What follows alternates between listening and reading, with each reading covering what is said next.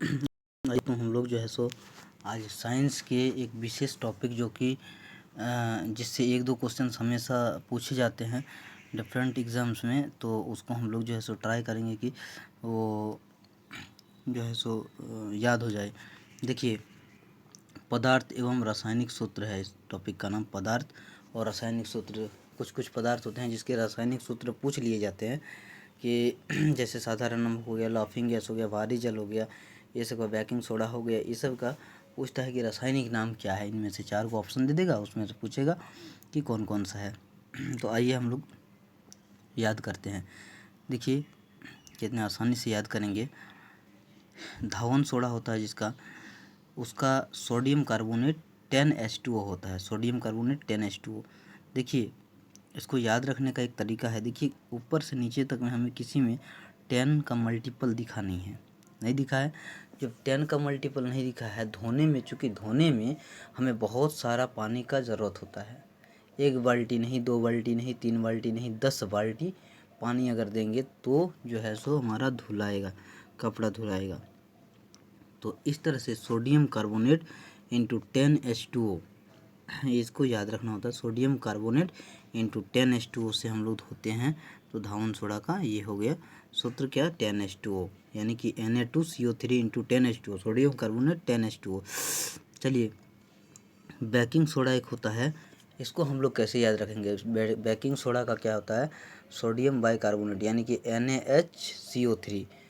तो देखिए baking soda बहुत से बेकिंग होता है और बहुत से बाई होता है। तो इस तरह से पहला तो ये हो गया, बहुत से बेकिंग, बहुत से बाई, मतलब सोडियम बाइकार्बोनेट अगर लिखा रहेगा तो भी हमको जानना होगा कि बेकिंग सोडा है। तो एक हो गया ये बेकिंग सोडा को सोडियम बाइकार्बोनेट बोलते हैं। और यहाँ पे NaHCO3 ये याद रखना है, NaHCO3 बेकिंग सोडा हो गया। चलिए अगला क्वेश्चन देखते हैं कि विरंजक चूर्ण है, विरंजक चूर्ण जिसको कि बोलते हैं, इसका बार बार जो है सो पूछा जाता है। विरंजक चूर्ण जो है को कैसे जो है सो फार्मूला क्या होता है, रासायनिक सूत्र क्या होता है। तो CaOCl2, इसका क्या होता है, CaOCl2, यही होता है विरंजक चूर्ण का। इसको 2 बार Cl2 को हम लोग ऐसे लिख सकते हैं कि Ca और O और एगो Cl यहाँ पे लिख देते हैं, एक बॉन्ड बनाएगा, और Cl यहाँ पे एक अलग से लिख देंगे। तो CaOCl2 यही होता है विरंजक चूर्ण। देखिए अपने में ही ये इन सभी में से अलग टाइप का ये फार्मूला है, जिसमें जो है क्लोरीन जो होता है वो क्लोरीन जो है सो 2 ठो है, 1 क्लोरीन 2 क्लोरीन। तो इस तरह से याद रखेंगे कि 2 क्लोरीन जो होगा, Cl2 वाला जो होगा, है ना, वो होगा विरंजक चूर्ण। ऐसे भी विरंजक चूर्ण जो होता है उसमें से क्लोरीन की एक स्मेल आती है, एक गंध आती है विरंजक चूर्ण से, जिसको कि ब्लीचिंग पाउडर बोलते हैं। अच्छा आइए, विरंजक चूर्ण हो गया। विरंजक चूर्ण क्लोरीन 2 गो रहेगा, उसी को हम लोग विरंजक चूर्ण बोलेंगे। बाई वाला जो है सोडियम बाइकार्बोनेट, बाई वाला से बाई, और जो है सो ये बाई क्या बनाती है, खाना बनाती है, बेकिंग करती है। तो इसी से हम लोग याद रखेंगे कि बाई का बेकिंग हो गया, और Cl2 अगर हो गया तो वो हो गया आपका विरंजक चूर्ण। और उसके बाद हम लोग देखेंगे कि 10 अगर 10H2 अगर हो गया, जिस ऑप्शन में 10H2 होगा उसको जो है सो हम लोग क्या कहेंगे, उसको हम लोग धावन सोडा कहेंगे, क्योंकि धोने में ज़्यादा पानी का खर्चा होता है। तो 10H2O हम लोग याद रखेंगे। अगला हम लोग याद रखते हैं कैसे, कि जिप्सम और प्लास्टर ऑफ पेरिस। देखिए बार बार जिप्सम और प्लास्टर ऑफ पेरिस जो होता है, इसमें बहुत सारे लोगों को कन्फ्यूज़न होता है कि क्या होगा जिप्सम और प्लास्टर ऑफ पेरिस का। तो क्योंकि दोनों एक जैसा होता है, फॉर्मूला भी सारे सेम है, सिर्फ जो है जो H2O है उसी की मात्रा का वो होता है, चेंज होता है। तो चलिए हम लोग ये देखते हैं कैसे इसको करेंगे। जिप्सम जो होता है, जिप्सम का रासायनिक सूत्र होता है calcium sulphate into 2H2O, calcium sulphate into 2H2O, जबकि प्लास्टर ऑफ पेरिस का होता है calcium sulphate into half H2O। मतलब जब जिप्सम से जब जिप्सम को गर्म करके उस पर वाष्पीकृत करके उसका डेढ़ गुना अणु जो है उड़ा दिया जाता है, वाष्पीकृत कर दिया जाता है, तो आधा अणु बचता है, जल का आधा भाग बचता है। तो इसी को प्लास्टर ऑफ पेरिस, जिसको कि POP के नाम से भी जाना जाता है, ये बनता है। तो चलिए देखिए, कैल्शियम सल्फेट इंटू हेमीहाइड्रेट इसका नाम होता है। हेमीहाइड्रेट आधा जल, आधा हाइड्रेट का मात्रा कितना है इसमें, हाफ है। प्लास्टर ऑफ पेरिस मतलब POP में कितना होता है, हाफ H2O होता है। क्या होता है, हाफ H2O होता है। मतलब एक और हम ट्रिक बता रहे हैं, जब प्लास्टर ऑफ पेरिस को ऐसे शॉर्ट फॉर्म में लिखेंगे तो पॉप मतलब पाप या पापी कितना, आधा दिन ही बचता है। पापी जो रहता है उसका जो जीवन काल होता है वो आधा होता है। इस तरह से भी याद रख सकते हैं। पॉप का कितना होता है, हाफ होता है, हाफ H2O होता है, हाफ H2O ऐसे याद रख सकते हैं। तो प्लास्टर ऑफ पेरिस का कितना होता है, हाफ H2O। कैल्शियम सल्फेट तो याद ही रहेगा, और जिप्सम का क्या होता है, कैल्शियम सल्फेट इंटू 2H2O। एक और ट्रिक बता रहे हैं जो कि बहुत ही अच्छा ट्रिक है। कैसे होगा, जिप्सम जब हम लोग हिंदी में लिखते हैं तो सम लिखते हैं, तो सम का मतलब क्या होता है, सम संख्याएं। तो क्या है, सम संख्याएं 2 से ही स्टार्ट होती है सम संख्या। तो ये 2 जो है 2H2O जो जहाँ होगा जिस ऑप्शन में, उसको हम लोग क्या कहेंगे, जिप्सम। और हेमीहाइड्रेट यानी कि आधा H2O जिसमें होगा उसको क्या कहेंगे, पापी। यानी कि पापी का मतलब प्लास्टर ऑफ पेरिस, ये होता है आधा H2O। तो आशा करते हैं आप लोगों को समझ में आया होगा। एक बार रिवीजन करते हैं जितना हम लोग देखे हैं। क्या हम लोग देखे हैं, धावन सोडा अगर रहेगा तो धावन सोडा में 10 बाल्टी पानी की ज़रूरत होती है, यानी कि 10H2O जिस ऑप्शन में रहेगा उसको धावन सोडा कह देंगे। सोडियम कार्बोनेट इसका नाम है इंटू 10H2O, और सोडियम कार्बोनेट का फार्मूला क्या होता है, Na2CO3 है ना, इंटू 10H2O हो गया। तो 10H2O जहाँ रहेगा वो ऑप्शन में हो गया। बेकिंग सोडा जहाँ रहा, बेकिंग सोडा, तो बेकिंग सोडा को हम लोग क्या कहते हैं, जहाँ भी बेकिंग लिखेगा तो वाई हमें बेकिंग खाना किस कौन बनाती है, वाई बनाती है। यानी सोडियम NaHCO3 जो है ये हो गया सोडियम बाइकार्बोनेट। ये हो गया क्या, ये बेकिंग सोडा हो गया, खाना बनाने वाला सोडा जिसको बोला जाता है हिंदी में। अच्छा, उसके बाद आइए, क्लोरीन की मात्रा जहाँ भी 2 रहेगी, Cl2 देखिएगा, मैक्सिमम ऑप्शन में Cl2 जो ऑप्शन रहेगा वो विरंजक चूर्ण, यानी कि विरंजक चूर्ण रहेगा, ब्लीचिंग पाउडर, उसमें क्लोरीन की मात्रा 2 रहती है। ऐसे भी इसका याद करिएगा अगर फॉर्मूला, तो CaOCl2, यानी कि यहाँ Cl2 देखिए, Cl1 और ये 2, तो CaOCl2 यही होता है जो है विरंजक चूर्ण का फॉर्मूला। आइए अगला हम लोग जो अभी देखे हैं, तो जिप्सम और POP का, तो पापी का ही देख लेते हैं। कैल्शियम सल्फेट तो याद ही रहेगा, कैल्शियम सल्फेट का CaSO4 होता है, दोनों में रहेगा, CaSO4 ये दोनों में रहेगा। तो पापी जो रहेगा उसका आधा जीवन काल होता है, हाफ H2O रहेगा, हाफ H2O। और जो जिसमें जो है सो सम रहेगा, यानी कि जिप्सम, उसमें 2H2O रहेगा।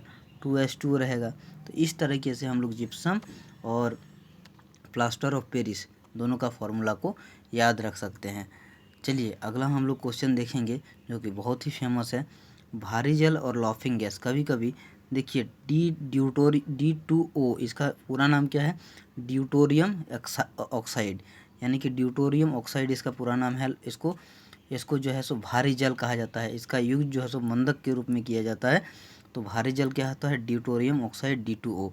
ये हमें बहुत बार याद हो जाता है, देखते देखते याद हो जाता है, ड्यूटोरियम ऑक्साइड D2O होता है। लाफिंग गैस, अगला ये लाफिंग गैस जैसे है तो उसको बोलते हैं नाइट्रस ऑक्साइड N2O, N2O को जो है वो लाफिंग गैस कहा जाता है। तो बार बार N2O और D2O इसको बार बार ऑप्शन में दे दिया जाता है, क्योंकि दोनों में 2 है और O है, इसीलिए लोग कन्फ्यूजन कर जाते हैं और कभी इसी को मार देते हैं, कभी इसी को मार देते हैं। तो बार बार बता रहे हैं, नाइट्रस ऑक्साइड जो है इसको N2O बोला जाता है लाफिंग गैस, और भारी जल जो कि ड्यूटोरियम ऑक्साइड है उसको D2O बोला जाता है।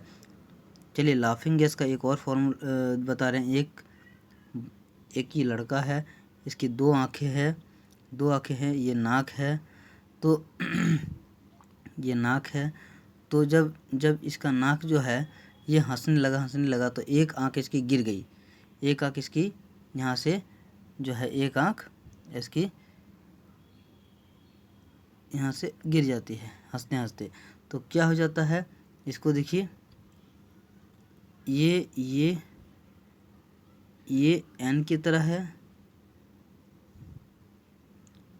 एक आँख गिर जाती है तो N2O, देखिए N2O, इस हिसाब से N2O जो है लाफिंग गैस के रूप में ये यूज़ किया जाता है। चलिए आशा करते हैं हम आपको समझा पाए होंगे और बेहतर आगे समझाने की कोशिश करेंगे। एक होता है कास्टिक सोडा, तो कास्टिक सोडा का क्या होता है, NaOHI, तो ये होता है कास्टिक सोडा। चलिए अगला क्वेश्चन हम लोग देखते हैं क्या है।